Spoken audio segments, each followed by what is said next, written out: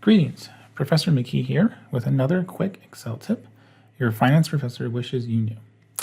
In this video, we will learn how to use the NPER function in Excel to find the maturity for a bond. In any intro finance class, you will have a unit on bonds, and we professors will always have questions where we give you 4 of the bond's characteristics and ask you to find the missing one. If you want to ace those questions, this video is for you. I have prepared a standard bond question asking us to find the maturity right here.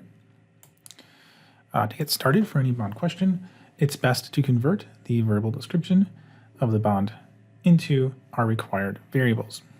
All right, so N for maturity, that's unknown. We don't know what it is. We're going to leave that blank.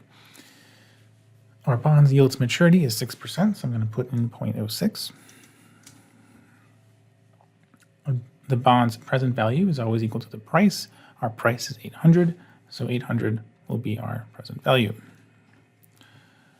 The bond's coupon payments are given as 50 per year with semi-annual coupon payments. So our payment, when we put it in, needs to be the payment per period. So we don't put in 50. Instead, we divide it evenly across both semi-annual payments. So 50 divided by 2 is 25. And then our face value or par value of the bond is equal to the future value. And like almost all bonds, and certainly all bonds you're going to see in intro class, is going to be 1,000. Now, I am going to change the price to be a negative number because I'm going to be solving this question from the perspective of the person purchasing the bond. From that perspective, the price is cash flow being paid out because you're paying that amount to buy the bond and is therefore an expense and negative cash flow for the investors.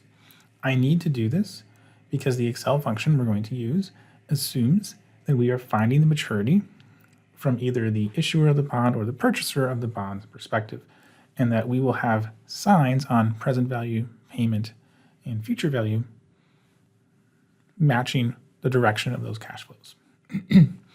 If we don't use the right signs on those 3 values, if we're lucky, we'll get an error message. If we're unlucky, we'll get a number, and the number will be wrong, and we might not realize that there is a problem.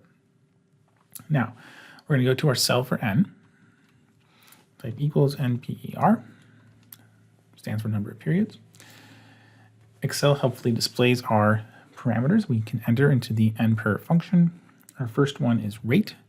Our interest rate was 6%, 0.06. Make sure it's a decimal when you put it in. The next parameter is payment, standing for payment or coupon payment in our case. Our coupon payment is 25 per period.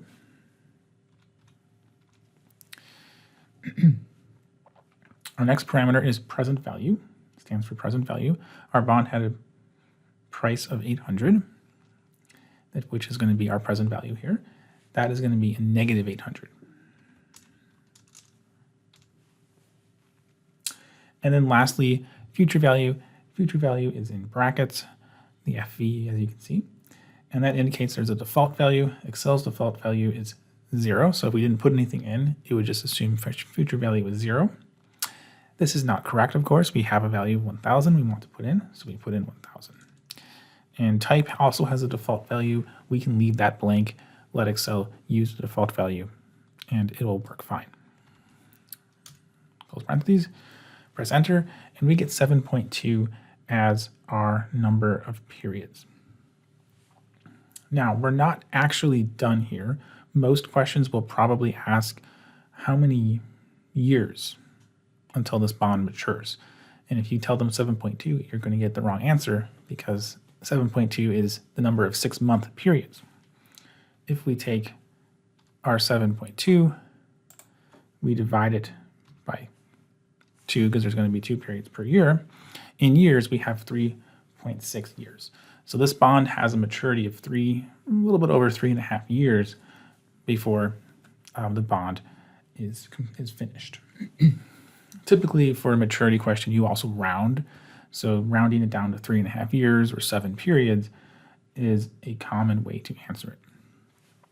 Now, if we want to be a little fancier, use better Excel practices, and most importantly, be able to reuse this for other bond maturity questions, we can use cell references. I already did a little bit with years.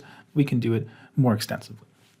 So instead of typing my parameters in for my NPER function here, instead, I can tell Excel which cells to draw the values from. So for rate, we entered rate into cell B7, the 0.06. So I type in B7, and now we'll take whatever value I put in for B7 as the interest rate in this function. I can also click, so B9 was payment, B8 was present value, and B10 was my future value. Once again, type is left alone, and we still get that same 7.2.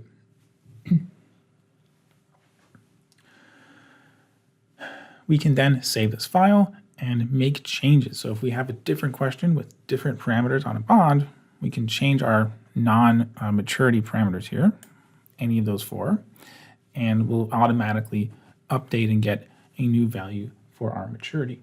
So for instance, let's say our interest rate or yield to maturity is actually 7%, not 6. So I change here from 6 to 7. And immediately my total number of periods changes to 5.5.